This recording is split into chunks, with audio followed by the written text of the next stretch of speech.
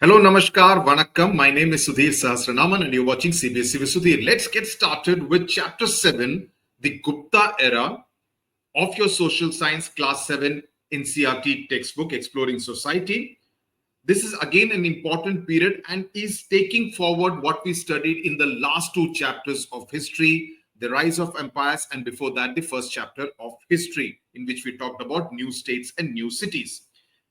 Also the rage of reorganization. Sorry, I missed that out. So after the three chapters, this is the fourth history chapter, after which there is the cultural history chapter, how land becomes sacred. So before we start, just want to tell you, if you are looking to buy question banks, this is a question bank that we are recommending because we believe this is the best question bank that is available in the market as on date. And it's available for Hindi, Science, Sanskrit, English, Social Science, and Mathematics.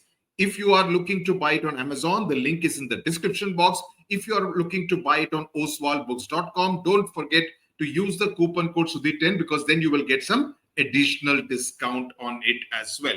Okay, let's get started. I have prepared notes. This is of course the textbook which I want you to keep in front of you.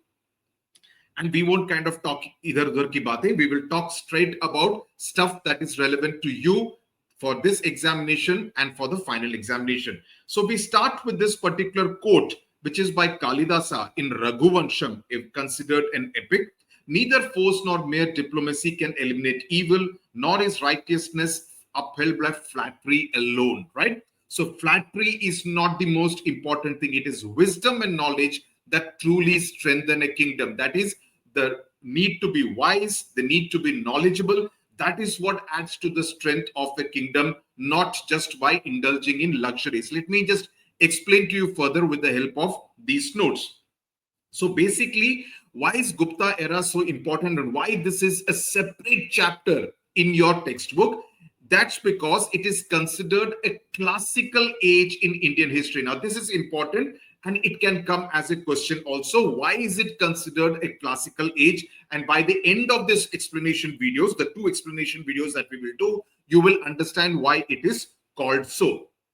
So it was marked by significant developments in various fields, right? It was like, it was an age where a lot of progress actually happened. It was also a period where there was peace, there was stability, and that led to, when there is peace and stability, otherwise, if you're always fighting wars, you are not going to be able to focus on anything else. But when you have peace and stability, that leads to further achievements in the fields of art, in science, in culture, in literature, medicine, etc., astronomy, etc. And Kalidasa, who was considered a very prominent figure, about who we will study in the second part of this chapter, emphasized that wisdom and knowledge are the two qualities that strengthen a kingdom, not just indulging in various luxuries. So that's the meaning of this particular quote. Now, let's understand, okay, there is a particular backstory which has been put out here. Let me just go through it. Dhruv and Bhavishya, they returned from their visit to the Pandya kingdom and they have seen the markets, etc. there. They meet some Roman traders. Now they want to use the time machine Itihasa again. Okay, they want to use it again and want to jump a few centuries. So they wonder where they would want to go to. And this is what is the spread of the Gupta Empire. Let me tell you one more thing. It is quite possible that your social science teacher at your school may give you a map and ask you to mark different kingdom spread. It could be the Gupta Empire, it could be Ashoka, it could be the Maurya Empire, it could be any of the Delhi Sultanate. Okay, Delhi Sultanate is in class 8. I'm getting confused between class 7 and class 8. Okay, because I'm teaching both at the same time. Okay, so all these kingdoms, they may ask you to mark it on the map. So please look at the maps which are there in your textbooks very carefully so that you are able to know, okay, this is the spread of the Gupta Empire. This is the spread of King Ashoka, right? So you need to know all that. So the Gupta Empire was the most powerful and it flourished from the 3rd to the 6th century Common Era. Okay, its capital was Patliputra, which is modern day Patna.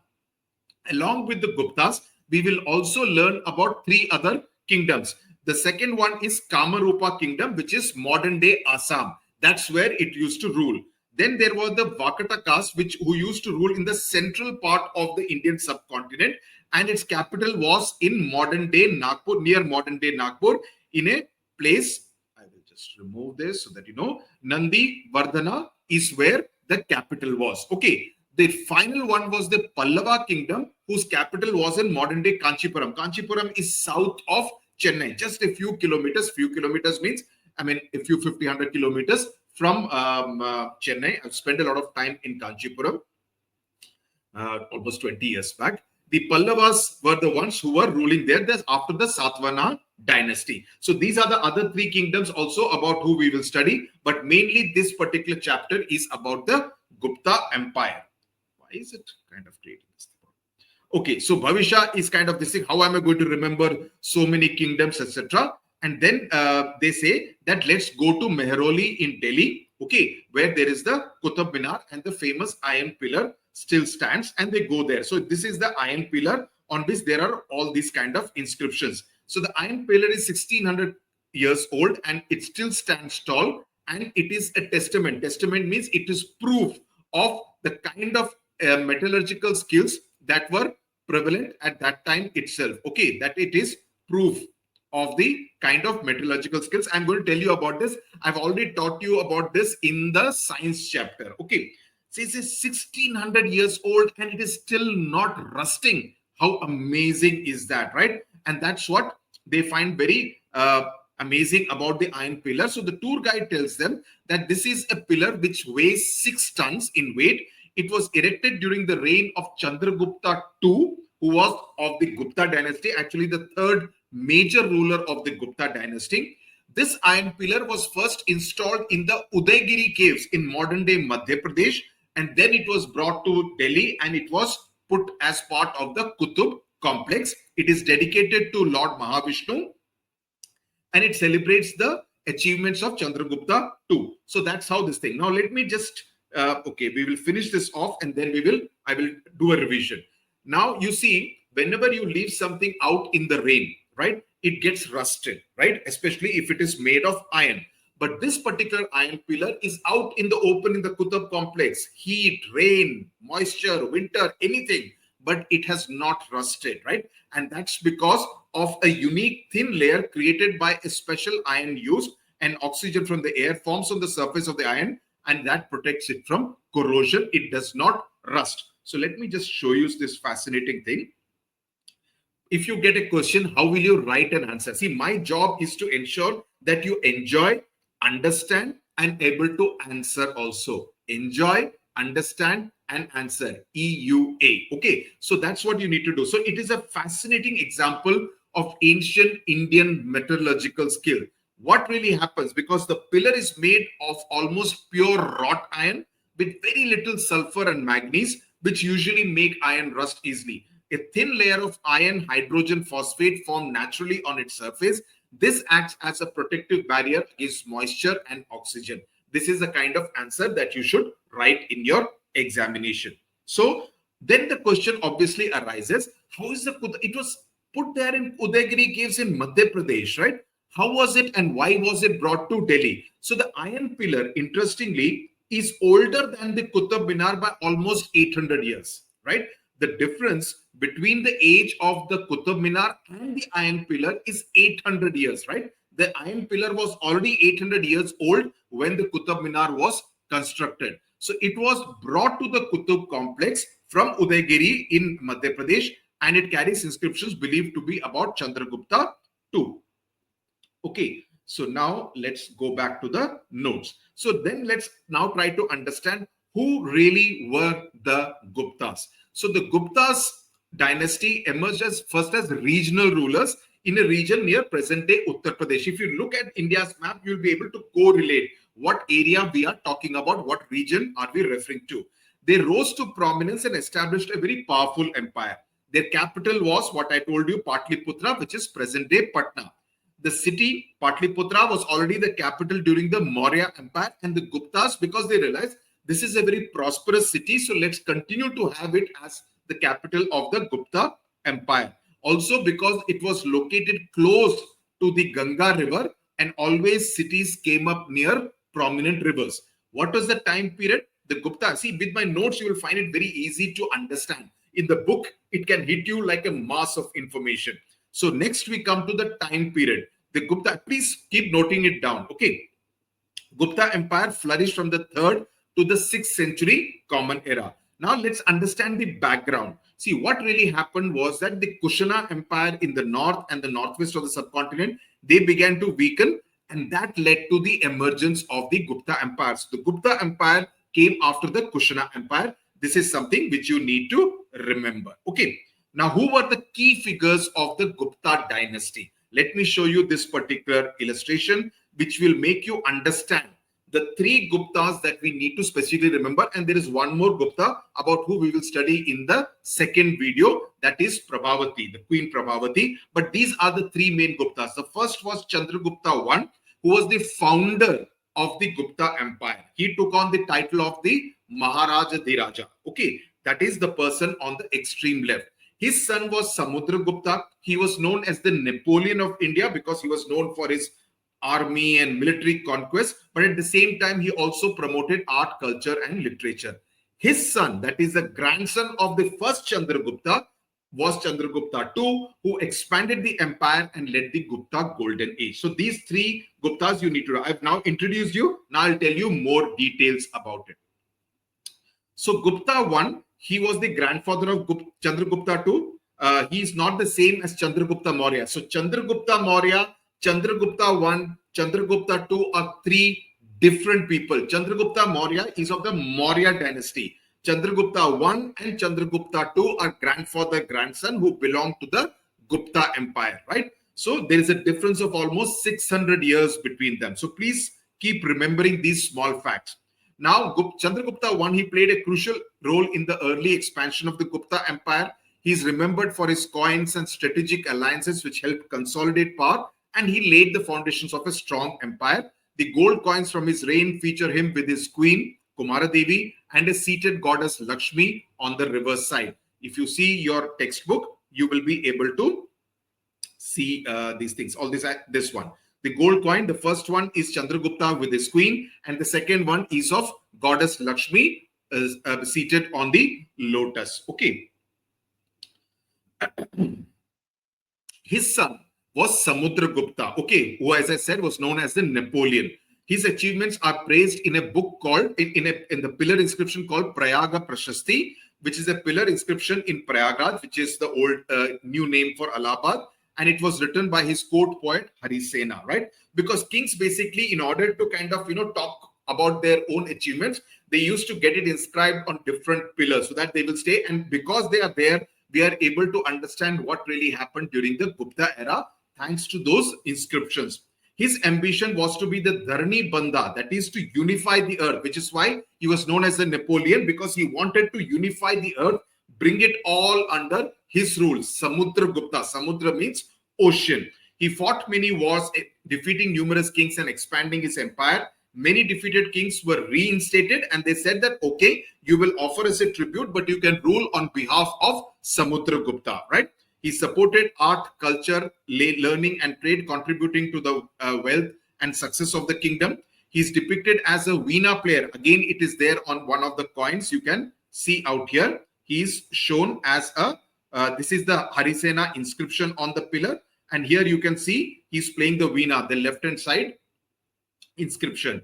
And ambitious kings like this, Ashwamedha Yagya, means where you let a horse loose. You do a Yagya, that is a major elaborate puja, and then you let loose a white horse, and whichever kingdom it passes through, if the king of that kingdom lets the horse pass through, that means that king is saying that, okay, I accept defeat, I will pay a tribute to you. But if that king decides to stop the horse, then he will have to fight a battle with Samudragupta's army. So that was the rule, and that was known as the Ashwamedha Yagna, that is horse, not sacrifice, but basically it used to symbolize the power and the strength of the king to build mighty empires, commemorating such events by minting special coins. Then we come to the biggest of them all, which is Chandragupta II, that is Samudragupta's son. He was also known as Vikramaditya. Okay, that was his other name. He was one of the most renowned rulers of the Gupta dynasty. The inscription on the iron pillar, which is there in the Qutub complex, speaks of a king named Chandra identified with Chandragupta II. So they say this is about Chandragupta II. He is not to be confused with Chandragupta Maurya. He was a devotee of Lord Mahavishnu, and his mount, that is Vahana, the Garuda, often appears on inscriptions from his reign. That is, the Garuda is shown. That's why they say that he was a devotee of Lord Mahavishnu. The fields of art, literature, architecture, science, they flourished. He encouraged anybody who wanted to be an artist, anyone who wanted to be an architect, anyone who wanted to be a scientist, anyone who wanted to be a writer, poet, etc. And he surrounded himself with many learned men, poets, etc., because he wanted to learn. So Chandragupta II, therefore, was considered the most powerful and the best of the entire Gupta dynasty. Okay, let me just go back to this thing. So this is the Ashwamedha Yagya coin which has been minted with the horse being shown, and the other one shows a queen. Okay, it says about how the different kingdoms, the Vishnu Purana, for example, says that the Gupta dynasty will rule over Anuganga, the middle Gangetic belt, the Prayaga, which is present-day Prayagraj or Allahabad, Saketa, which is the other name for Ayodhya, and Magadha, which is essentially the whole of Bihar. So essentially that the entire Gupta empire ruled over most parts of present-day North India and some parts of Western and Central India also. Okay, Central India, some parts of Eastern India, but mainly North, bit of West, Central, and parts of Eastern India. So that's how the extent of the entire Gupta empire was. Okay. Now, if you see this map, you will get an idea. The entire portion which has been marked in cream color, it extends from modern day Rajasthan till about Bengal and almost touching Assam, right? And in the south it goes up to, central part it goes up to Madhya Pradesh, that is Ujjain. You can see this is the entire Gujarat area, this is all Rajasthan, this is the entire North India, this is the entire UP, this is Bihar, this is Bengal, and this would be parts of Madhya Pradesh and Chhattisgarh, right? So this is the entire extent of the Gupta empire. I repeat, you could get questions related to map marking and showing the entire extent of the spread of the empire, and you need to be able to mark it properly. Okay, now let's come to this particular traveler's account of Indian society in the era of the Guptas. There was a Chinese traveler called Faxian. That's how it is pronounced. The spelling is Faxian. Okay, so you need to know the pronunciation, Faxian. So here we see the Chinese traveler Faxian visited India in early 5th century on a pilgrimage. So basically he wanted to visit the different Buddhist sites, listen to scholars, talk to them, understand from them, and collect various Buddhist texts, because Buddhism was very prominent in China. And he wrote a travelogue, a record of Buddhist kingdoms, and there in that he recorded what kind of a kingdom the Gupta era society and kingdom was, about the kind of culture and about the kind of governance that were there. And this is very important. Again, this can come as a question, so I'm putting a star mark out here. What were the key observations that Faxian made in his travelogue? He said that the people were very happy. They had no need to register households or to attend to officials. Those who farmed on royal land, they needed to pay a portion of the grain to the king. The king's guards and attendants received salary. So basically talking about a very professionally run kingdom. The cities were considered the greatest in the Middle Kingdom, that is the Gangetic plains, with very rich, prosperous inhabitants. So the people who were there, they were very rich, very prosperous, they were very happy. And because they were able to be happy, they also practiced a lot of kindness and doing the right thing, righteousness. Then the heads of the Vaishya families were the merchants and the traders.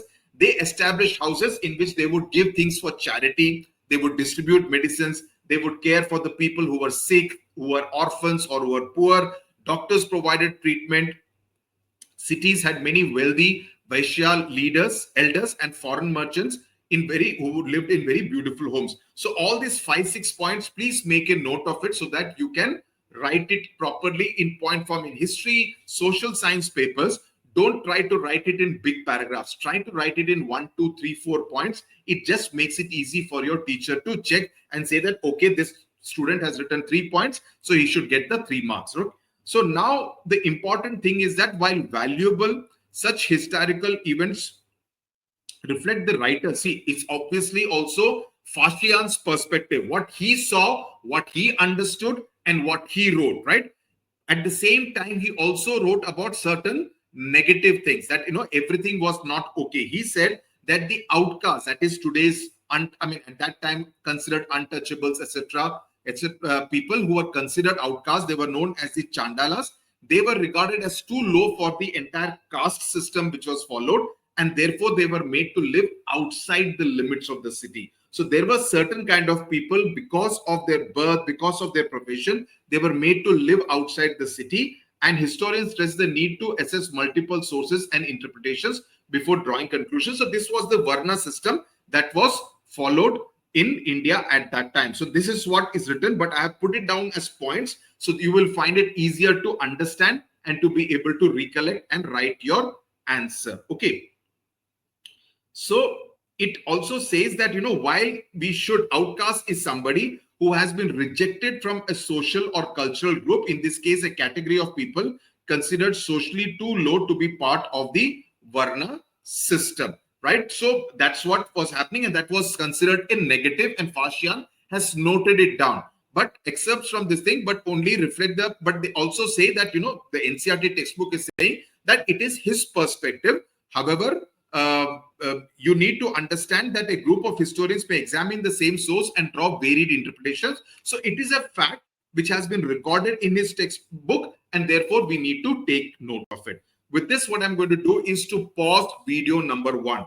In video number 2, I will complete the remaining part of the Gupta Empire chapter. But I hope till here, whatever I've taught, I've deliberately gone a little slow so that you are able to understand what did each of the kings mean, what were their achievements, and what were they best known for. I will now see you in video number 2 of the Gupta Era chapter. Thank you very much. Tata. Bye-bye. Namaskar.